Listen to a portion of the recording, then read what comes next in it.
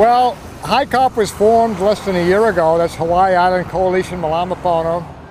And it was formed for the sole purpose to address the Tora helicopter noise debacle on Hawaii Island. And we've met with the operators. We met with the 4 operators on this island, the helicopter operators. We met with the owners of the company. We met with the top management. And we showed them the videos of what they were doing to us as they flew over our homes. We told them specifically the impacts they were causing as they flew over our homes.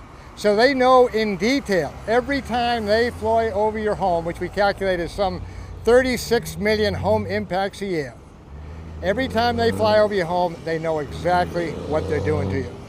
And early on, when we had that meeting with them back in October, we asked them, what can you do to stop this impact?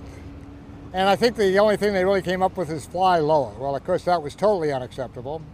So we had the FAA rule, 14 CFR Part 93, which was written by the FAA to stop helicopter noise on islands.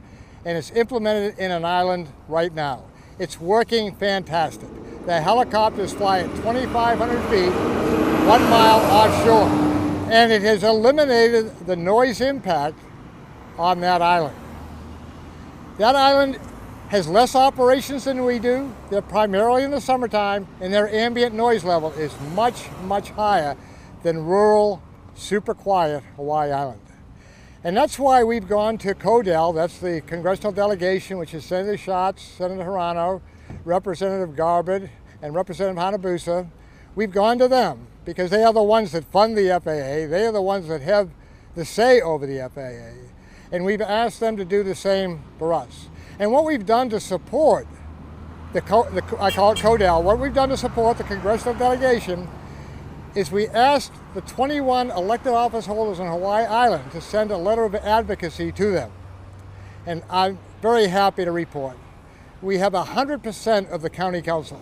100% of our county council, all 9 members, have sent letters to CODEL. I met with Mayor Harry Kim.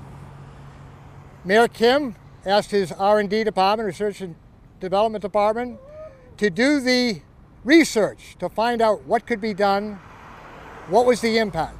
And I commend him for doing that. He wanted to be informed when he got involved in the issue. And Mayor Harry Kim realized what was going on in his island. He had people tell him, Mayor Harry, I'm going to have to leave this island. I can't take this impact any longer. And Harry said that cannot happen. We cannot allow people to leave this island because of Tora helicopter noise impact. So we're very happy with the county council, Mayor Harry Kim, and we have almost 100% of our Hawaii Island delegation. That's the 7 representatives. We're still waiting for 1 or 2. We expect them to come on board. And we have 3 out of 4 senators. We're expecting the other senator to come on board. And that will give us 100% support of our elected office holders on this island advocating for the Hawaii Island offshore helicopter route. And HI-CoP has already drawn up the specifications for that route. We call it the Hawaii Island offshore helicopter route, and we call it Appendix HI.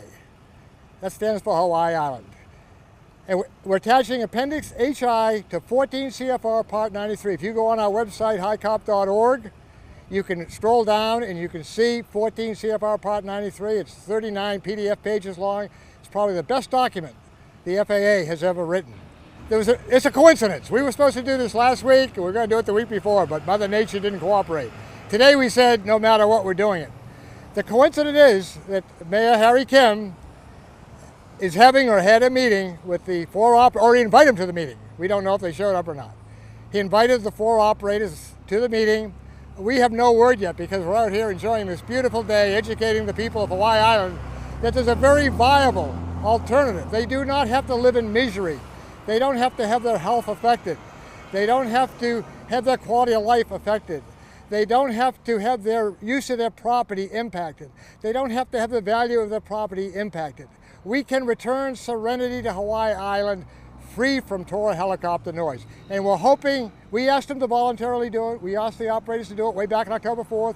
We followed up with letters. They've never replied to those letters. Obviously, they didn't fly voluntarily because they're still flying dangerously over our homes. And hopefully today, they got the word from Mayor Harry Kim that this has got to stop. They've got to go offshore. And I want to just mention, this is a big benefit for them too. And I'm going to tell you why it's a big benefit. We're standing here today and we look up at the mountain, we can hardly see the mountain. A typical Hilo day, you don't see Mauna Kea, you don't see Mauna Loa. But look behind me at the ocean, blue sky.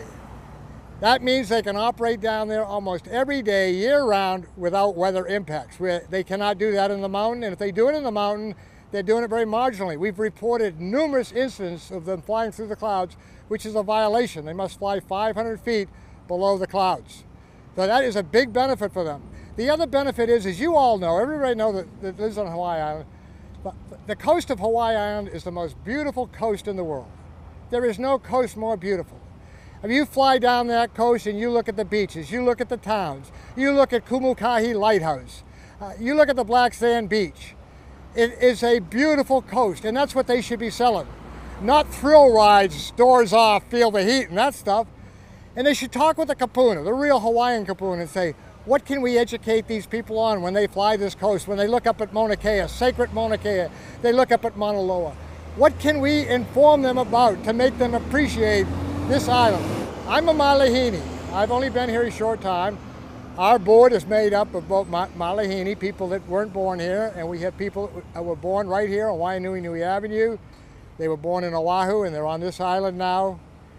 But I care for this island. As I said to Harry Kim when I left, my view for this island, it should be an example of the best managed aina in the world. People should come here not to go for thrill helicopter rides. They should come here and learn about how do you people take such good care of this aina, and that's where we need to go. I just want to mention quick too, this is a problem with the operators. It's something they're going to have to address.